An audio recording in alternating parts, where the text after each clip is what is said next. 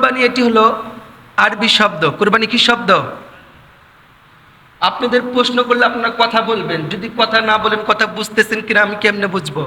প্রশ্ন করার সাথে সাথে আপনারা উত্তর দেবেন। কুরবানি এটা কি শব্দ? আরবি শব্দ। এই কুরবানি অর্থ হলো আজহা। কুরবানি অর্থ কি? আজহা।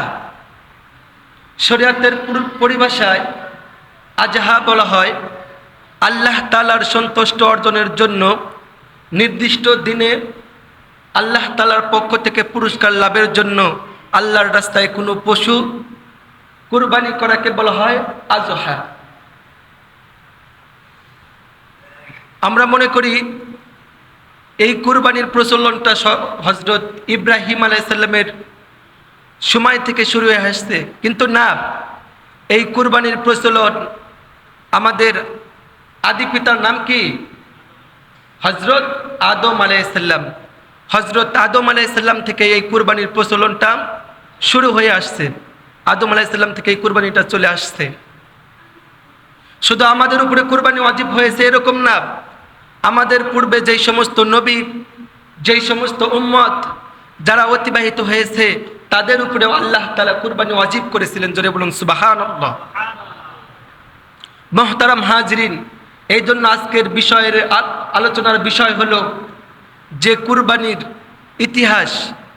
এই কুরবানি যে শুরু হয়েছে, এই কুরবানি শুরুর ইতিহাস কি? আজকে আমরা কুরবানির ইতিহাস সম্পর্কে জানবো ইনশাআল্লাহ। আল্লাহ পাক রব্বুল আলামিন সর্বপ্রথম ফেরেশতাদেরকে বললেন, ওয়াইজ ক্বালা রাব্বুকা লিল মালাইকাতি ইন্নী জাইলুন ফিল আরদি খলিফা ক্বালু আতাজআলু ফিহা মান ইফসিদু ফিহা ওয়া ইয়াসফিকুদ দিমা ওয়া নাহনু নুসাব্বিহু বিহামদিকা ওয়া নুকদ্দিসু লাক ক্বালা ইন্নী আ'লামু মা লা তা'লামুন। আল্লাহু আকবার। আল্লাহ পাক রব্বুল আলামিন সর্বপ্রথম ফেরেশতাদেরকে বললেন, ও আমার ফেরেশতারা, দুনিয়ার মধ্যে আমি আমার খলিফা বানাবো, আমার প্রতিনিধি বানাবো। তখন ফেরেশতারা বললেন, আল্লাহ আপনি কি দুনিয়ার মধ্যে এমন জাতি বানাতে চান যারা দুনিয়ার মধ্যে রক্তপাত করবে, মারামারি করবে, কাটাকাটি করবে, এরকম জাতিকে আপনি বানাতে চান? আমরাই তো আপনার ইবাদত বন্দি করতেছি, আপনার তাসবিহ পড়তেছি। জোরে বলুন সুবহানাল্লাহ। তখন আল্লাহ পাক রব্বুল আলামিন ফেরেশতাদেরকে বললেন, ক্বালা ইন্নী আ'লামু মা লা তা'লামুন। ও আমার ফেরেশতারা, আমি যা জানি তোমরা তা জানো না। আল্লাহ পাক রব্বুল আলামিন ফেরেশতাদেরকে বললেন, ও ফেরেশতারা, আমি আল্লাহ যেটা জানি সেটা তোমরা জানো না। আল্লাহ যা জানে ফেরেশতারা কি তা জানেন? জানেন না। এই জন্য আল্লাহ পাক বললেন, ক্বালা ইন্নী আ'লামু মা লা তা'লামুন, আমি যা জানি তোমরা তা জানো না। এরপর আল্লাহ পাক রব্বুল আলামিন সাইয়েদনা আদম আলাইহিস সালামকে বানালেন। বানানোর পরে সমস্ত ফেরেশতাদেরকে বললেন, ওয়াইজ কুলনা লিল মালাইকাতি ইসজুদু লিআদামা ফাসাজাদু ইল্লা ইবলিস আবা ওয়াস্তাকবারু ওয়া কানা মিনাল কাফিরিন। সমস্ত ফেরেশতাদেরকে, আদম আলাইহিস সালামকে বানানোর পরে সমস্ত ফেরেশতাদেরকে বললেন, হে ফেরেশতারা, তোমরা সকলেই সাইয়েদনা আদম আলাইহিস সালামকে সিজদা করো। সমস্ত ফেরেশতারা সিজদা করলো, ইল্লা ইবলিস আবা ওয়াস্তাকবার ওয়া কানা মিনাল কাফিরিন। সমস্ত ফেরেশতারা সিজদা করলো, কিন্তু একজন ফেরেশতা সিজদা করলো না, সে হলো কে? ইবলিস। আবা ওয়াস্তাকবার ওয়া কানা মিনাল কাফিরিন, সে অহংকার করলো, ফলে সে কি হয়ে গেল? কাফের হয়ে গেল, পাপিষ্ঠ শয়তান হয়ে গেল। জোরে বলুন নাউজুবিল্লাহ।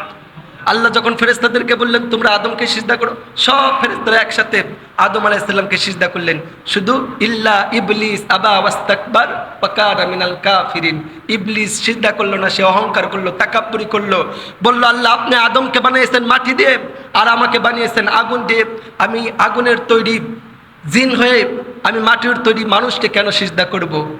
তখন আল্লাহ তাআলা তাকে কাফের বানিয়ে দিলেন এবং তাকে জান্নাত থেকে বের করে জাহান্নামের মধ্যে দিয়ে দিলেন। তখন আল্লাহ তাআলা আদম আলাইহিস সালামকে বললেন, ওয়াকুলনা ইয়া আদামু উসকুন আনতা ওয়া যাওজুকাল জান্নাতা وكلا منها رغدا حيث شئتما ولا تقربا هذه الشجرة فتكونا من الظالمين। হে আদম এবং হাওয়া, তোমরা উভয়ে জান্নাতের মধ্যে থাকো আর জান্নাতি নাজ নিয়ামত তোমরা ভোগ করতে থাকো। ওয়ালা তাকরাবা হাযিহিশ শাজারাতা ফাতাকুনা মিনাজ জালিমিন। একটা গাছ আছে, ওই গাছের নিকটে তোমরা যাবে না, ওই গাছের ফল তোমরা খাবে না। যদি তোমরা ওই গাছের নিকটে যাও, ওই গাছের ফল খাও, তাহলে তোমরা জালেমদের অন্তর্ভুক্ত হয়ে যাবে। আল্লাহ তাআলা আদম এবং হাওয়া আলাইহিস সালামকে বানানোর পরে জান্নাতের মধ্যে রেখে দিলেন। হযরত আদম এবং হাওয়া আলাইহিস সালাম তিনারা জান্নাতের মধ্যে আল্লাহর অসংখ্য নাজ নিয়ামত ভোগ করতেছিলেন। আর এদিক থেকে মিস্টার ইবলিস আদম এবং হাওয়া আলাইহিস সালামকে প্রবঞ্চনা দেওয়া শুরু করলো। যখন আদম আলাইহিস সালাম এবং হাওয়া আলাইহিস সালাম জান্নাত ঘুরে ঘুরে দেখতেছিলেন, এমন সময় যখন জান্নাতের দরজার কাছে আসলেন আর ইবলিস ছিল জাহান্নামের ভিতরে, সে আদমকে বললেন, হে আদম, তুমি যে এই জান্নাতের মধ্যে রয়েছো, এই জান্নাতের নাজ নিয়ামত তোমার কাছে কেমন লাগছে? আদম আলাইহিস সালাম বলতেছেন, এই জান্নাতের নাজ নিয়ামত আমার কাছে অনেক ভালো লাগছে। জোরে বলুন সুবহানাল্লাহ। বলতেছে, তুমি কি এই জান্নাতের মধ্যে থাকতে চাও? বলল, হ্যাঁ আমি থাকতে চাই। তখন ইবলিস তাকে বলল, যদি তুমি জান্নাতের মধ্যে আজীবন থাকতে চাও, আল্লাহ যেই ফল তোমাকে খেতে নিষেধ করেছে ওই ফল যদি তুমি খাও, তাহলে তুমি অনন্তকাল এই জান্নাতের মধ্যে থাকতে পারবে, এই জান্নাতের নাজ নিয়ামত তুমি ভোগ করতে পারবে। তখন আদম আলাইহিস সালাম ইবলিসকে বললেন, আল্লাহ তাআলা তো ওই গাছের নিকটে যাওয়ার জন্য নিষেধ করেছে, ওই গাছের ফল খেতে নিষেধ করেছে। তখন হাওয়া আলাইহিস সালামকে আবার শয়তান প্রবঞ্চনা দিল, যদি তুমি এই গাছের ফল খাও, এই গাছের নিকটে যাও, তাহলে অনন্তকাল তুমি জান্নাতের মধ্যে থাকতে পারবে। হাওয়া আলাইহিস সালাম বললেন, এই গাছের ফল যেতে খেলে আমরা অনন্তকাল থাকতে পারবো, এর কি প্রমাণ রয়েছে? তোমাকে আমরা কেমনে বিশ্বাস করব? সে আল্লাহর নামের কসম খেলো। কার নামের কসম খেলো? আল্লাহর নামের কসম খেলো। বলল, তোমাদের বানানোর পর যেরকমভাবে ছোট একটা শিশু বানানোর পর সে দুধ ব্যতীত অন্য কিছু অনেক শক্ত খাবার সে খেতে পারে না, এই জন্য তোমাদেরকে বানানোর পরে এই খাবার তোমরা খেতে পারবে না, যার কারণে তোমাদেরকে নিষেধ করা হয়েছিল। যেহেতু তোমাদের অনেক দিন অতিক্রম হয়ে গেছে, এখন তোমরা খেলে তোমাদের আর কোনো সমস্যা হবে না। প্রবঞ্চনা দেওয়ার পর হযরত হাওয়া আলাইহিস সালাম তিনি বললেন, যাতে এত বারবার বলতেছে, তাহলে এই ফলগুলো আমরা খেয়ে ফেলি। তখন আদম আলাইহিস সালাম এবং হাওয়া আলাইহিস সালাম যখন ওই গাছের নিকটে গিয়ে ওই ফলগুলো খেয়ে ফেললেন, তখন তাদের শরীর থেকে জান্নাতি পোশাকগুলো খুলে গেল, তাদের শরীর অলঙ্গ হয়ে গেল এবং তাদের পায়খানার ভাব চলে আসলো। তখন হাওয়া আলাইহিস সালাম তিনি 5টি পাতা দিয়ে তার শরীরকে আবৃত করে নিলেন, ঢেকে নিলেন, এবং আদম আলাইহিস সালাম 3টি পাতা দিয়ে তার শরীরকে আবৃত করে নিলেন। জোরে বলুন সুবহানাল্লাহ। আল্লাহ তাআলা তাদেরকে ওই ফল খাওয়ার জন্য নিষেধ করেছিল, এরপরও যখন তারা ওই ফল খেলো, তখন আল্লাহ তাআলা আদম এবং হাওয়া আলাইহিস সালামকে জান্নাত থেকে বের করে দিলেন। জোরে বলুন সুবহানাল্লাহ। জান্নাত থেকে বের করে দেওয়ার পর আদম এবং হাওয়া আলাইহিস সালামকে পৃথিবীর 2 প্রান্তে নামিয়ে দিলেন। হযরত আদম আলাইহিস সালামকে শ্রীলঙ্কায় নামিয়ে দিলেন এবং হযরত হাওয়া আলাইহিস সালামকে জিদ্দায় নামিয়ে দিলেন। দুজন পৃথিবীর 2 প্রান্তে খুঁজতে খুঁজতে অস্থির হয়ে যাচ্ছে। আর আদম আলাইহিস সালাম আল্লাহর কাছে কান্না করতে করতে করতে করতে যখন আল্লাহ তাআলা তিনি বুঝতে পারলেন যে সে নিজের ভুল বুঝতে পেরেছে, তখন আদম এবং হাওয়া আলাইহিস সালামকে আরাফার ময়দানে দুজনকে সাক্ষাৎ করে দিলেন। জোরে বলুন সুবহানাল্লাহ। আরাফার ময়দানে তারা দুইজন একত্রিত হলেন, তাদের আবার নতুন করে পরিচয় হলো, যার কারণে ওই জায়গার নাম করা হয়েছে আরাফা, অর্থাৎ ওইখানে তাদের আবার নতুন করে পরিচয় হয়েছে। নতুন করে পরিচয় হওয়ার পর তাদের মিলন হয়েছে, যার কারণে তাদের গর্ভ থেকে আল্লাহ তাআলা সন্তান আদি জন্ম দিয়েছেন। জোরে বলুন সুবহানাল্লাহ। হাওয়া আলাইহিস সালামের গর্ভ থেকে প্রথমে 20 জোড়া করে করে 40 জন সন্তান হয়েছে। কতজন সন্তান? 40 জন সন্তান হয়েছে। প্রত্যেক গর্ভে একজন ছেলে একজন মেয়ে জন্ম নিত এবং সর্বশেষ হযরত সোহাইব আলাইহিস সালাম তিনি শুধু একাই হযরত হাওয়া আলাইহিস সালামের গর্ভে জন্ম নিয়েছে। হযরত সোহাইব আলাইহিস সালামের সাথে আর কোনো কন্যা সন্তান জন্ম নেননি। সর্বপ্রথম কাবিল এবং তার সাথে একলিমা তার বোন জন্ম নিয়েছে এবং তার পরবর্তীতে জন্ম নিয়েছে হাবিল এবং তার সাথে জন্ম নিয়েছে তার বোন আল গুদাম। সর্বপ্রথম কে জন্ম নিয়েছে আদম আলাইহিস সালামের গর্ভ থেকে? হাওয়া আলাইহিস সালামের গর্ভ থেকে সর্বপ্রথম কাবিল। সর্বপ্রথম আদম আলাইহিস সালামের ছেলের নাম কি? কাবিল। এবং সর্বপ্রথম মেয়ের নাম হলো একলিমা। আর দ্বিতীয়বার জন্ম নিয়েছে হাবিল, তার সাথে জন্ম নিয়েছে আল গুদাম। দুইজন সন্তান, একজন ছেলে একজন মেয়ে। ওই সময়ের বিধান ছিল যে আগের ছেলে পরের মেয়ে, পরের ছেলে আগের মেয়ে, এরকমভাবে আগের ছেলে পরের মেয়ে, এরকমভাবে ওই সময় বিয়ে জায়েজ ছিল। ঠিকই যে ঔরসজাত বোন যে একসাথে ছেলে মেয়ে যেটা জন্ম নিয়েছে, ওই সময় তাদের বিয়ে হারাম ছিল। কিন্তু আগের পক্ষের ছেলে পরের পক্ষের মেয়ে, পরের পক্ষের মেয়ে আগের পক্ষের ছেলে, ওই সময় এটা বিবাহ বৈধ ছিল হযরত আদম আলাইহিস সালামের সময়। যখন তারা যৌবন বয়সে উপনীত হলেন, যখন তারা যৌবন বয়সে পদার্পণ করলেন, তখন হযরত আদম আলাইহিস সালাম বললেন যে আল্লাহ, এরা তো যৌবন বয়সে উপনীত হয়েছে। তখন আল্লাহ তাআলা বললেন যে আগের পক্ষের ছেলে পরের পক্ষের মেয়ে, এরকমভাবে তাদের ভিতরে বিবাহ বন্ধনে আবদ্ধ করে দাও। তখন আদম আলাইহিস সালাম তার ছেলে কাবিলকে বলল যে আল্লাহ তাআলার পক্ষ থেকে তোমাদের বিবাহ বন্ধনের জন্য আল্লাহ তাআলার পক্ষ থেকে ফায়সালা করা হয়েছে। এই কথা বলে হযরত আদম আলাইহিস সালাম তিনি হজ করার জন্য গেলেন। এখন কাবিল বলতেছেন যে আমার সাথে যেই বোন জন্ম নিয়েছে তার নাম হলো আকলিমা, সে একটু বেশি সুন্দর ছিল। সে একটু কি ছিল? বেশি সুন্দর ছিল। এখন কাবিল বলতেছে যে আমার সাথে যেই বোন জন্ম নিয়েছে আমি তার বেশি হকদার, সে বেশি সুন্দর, আমি তাকে বিবাহ করব। তোমার সাথে যেই বোন জন্ম নিয়েছে আমি তাকে বিবাহ করব না। তখন আদম আলাইহিস সালাম হজ থেকে ফিরে আসলেন। আসার পরে তখন বললেন যে আল্লাহ তাআলা তোমাদেরকে যেই ফায়সালা করে দিয়েছে এই ফায়সালা তুমি মেনে নাও। কিন্তু কাবিল তার এই ফায়সালাকে মেনে নিল না। বলল আমার বাবা হাবিলকে বেশি ভালোবাসে, যার কারণে হাবিলের সাথে সুন্দর বোনটাকে বিবাহ দিবে, আর আমাকে বেশি ভালোবাসে না, যার কারণে কালো কুৎসিত যেই বোনটা আল গুদাম সেই বোনের সাথে আমাকে বিবাহ দিবে। তখন হযরত আদম আলাইহিস সালাম তাদেরকে বললেন যে তোমরা কুরবানি করো, যার কুরবানি আল্লাহ তাআলার কাছে কবুল হবে তাহলে সেই সুন্দর বোনটাকে বিবাহ করবে। ওই সময় আমরা যেরকম ফসল আবাদ করি, হাবিল তিনি বকরি চড়াতেন আর কাবিল তিনি শস্য আবাদ করতেন। তখন কাবিল তিনি তার শস্যর ভিতর থেকে কিছু শস্য, বিভিন্ন ধরনের শস্য আছে, এরকম কিছু শস্য পাহাড়ের উপরে রেখে দিলেন। এবং হাবিল তিনি পশু চড়াতেন, উট, দুম্বা, বকরি এগুলো তিনি চড়াতেন। আর হাবিল কিছু পশু, উট বলেন, দুম্বা বলেন, এই দুম্বা তিনি পাহাড়ের উপরে রেখে আসলেন। হযরত আদম আলাইহিস সালামের সময় যদি কারো কোনো কুরবানি কবুল হতো, সঙ্গে সঙ্গে ওইটার ফায়সালা দেওয়া হতো।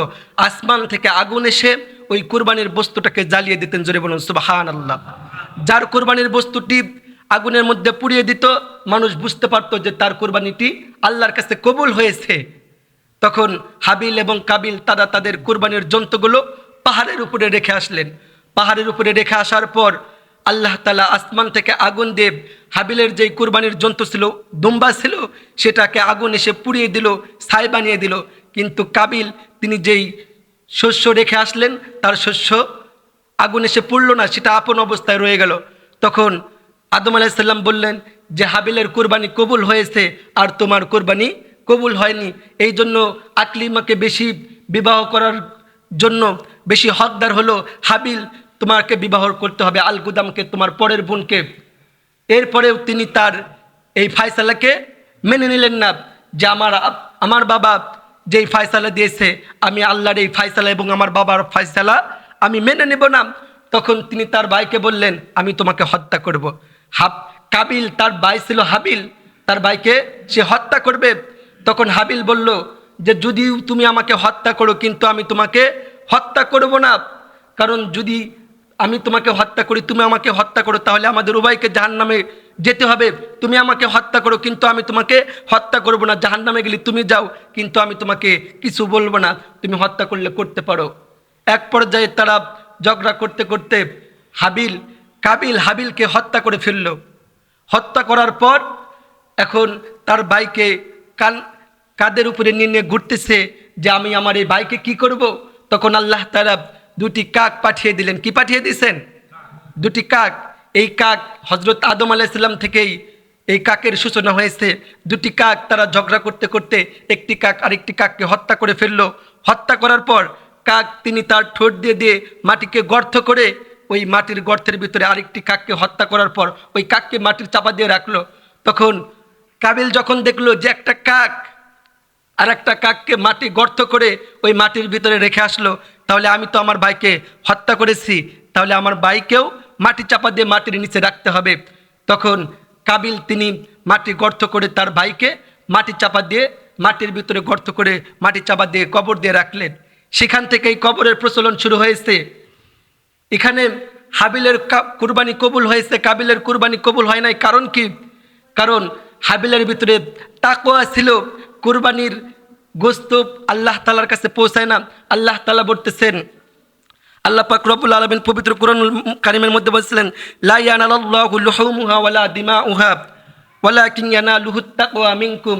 আল্লাহ তাআলার কাছে কুরবানির রক্ত পৌঁছে না, গোশত পৌঁছে না, পৌঁছে তাদের অন্তর যে তাকওয়া রয়েছে তাদের তাকওয়া আল্লাহ তাআলার কাছে পৌঁছে। হাবিল ছিল তাকওয়াবান, যার কারণে হাবিলের কুরবানি কবুল হয়েছে। আর কাবিলের তাকওয়া ছিল না, যার কারণে কাবিলের কুরবানি কবুল হয়নি। এই জন্য সাইয়েদনা হযরত ইব্রাহিম আলাইহিস সালাম থেকে কুরবানির প্রচলন শুরু হয়েছে এরকম নয়। হযরত সাইয়েদনা আদম আলাইহিস সালাম তার ছেলে হাবিল কাবিল থেকেই এই কুরবানিটি প্রচলনটি শুরু হয়েছে। জোরে বলুন সুবহানাল্লাহ। এই জন্য কুরবানি করতে হবে তাকওয়া নিয়ে, একমাত্র আল্লাহ তাআলার সন্তুষ্ট অর্জনের জন্য আপনাকে কুরবানির পশু কুরবানি করতে হবে, জবাই করতে হবে। আপনি 10 লাখ টাকা দিয়ে কুরবানি করেছেন মানুষকে দেখানোর জন্য, অথবা মানুষ কুরবানি না করলে মানুষ আমাকে বলবে যে তার অর্থ সম্পদ রয়েছে, অথচ সে কুরবানি করতেছে না মানুষ দেখানোর জন্য, অথবা আপনি মানুষের কাছে প্রশংসা করানোর জন্য যদি আপনি কুরবানি করেন, তাহলে আপনার এই কুরবানি কবুল হবে না। আপনি গরিব মানুষ, আপনি 5,000 টাকা দিয়ে একটি বকরি কিনেছেন এবং আপনার ভিতরে তাকওয়া ছিল, আপনি আল্লাহর সন্তুষ্ট অর্জন করার জন্য অল্প টাকা দিয়ে কুরবানি করেছেন, আপনার ওই কুরবানি কবুল হবে। কিন্তু আপনি যে 10 লক্ষ টাকা দিয়ে কুরবানি করেছেন, এই কুরবানির পশু আপনার কবুল হবে না যদি আপনার ভিতরে তাকওয়া না থাকে। এই জন্য আমরা যারা কুরবানি করার জন্য নিয়ত করেছি, আমরা একমাত্র কাকে খুশির জন্য কুরবানি করব?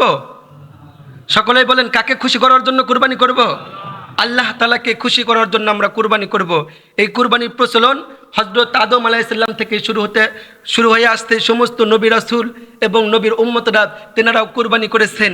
এর জন্য আমরা যারা সামর্থ্যবান আমাদেরকেও কুরবানি করতে হবে।